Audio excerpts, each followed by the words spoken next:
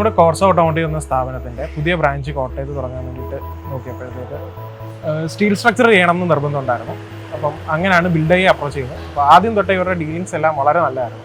അപ്പോൾ ആദ്യം ഹസീബ് വന്നാകട്ടെ, അത് കഴിഞ്ഞിട്ട് ഓരോ കാര്യങ്ങളും കറക്റ്റ് സമയത്ത് തന്നെ എല്ലാം വിളിച്ച് അപ്ഡേറ്റ് ചെയ്യുകയും എല്ലാം ചെയ്യുന്നുണ്ടായിരുന്നു.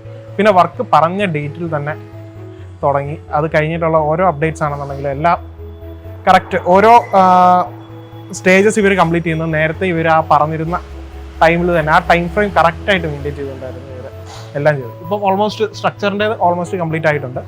എല്ലാം ഇതുവരെയുള്ള ഇവരുടെ സർവീസുകളെല്ലാം കംപ്ലീറ്റ്ലി സാറ്റിസ്ഫൈഡ് ആണ്.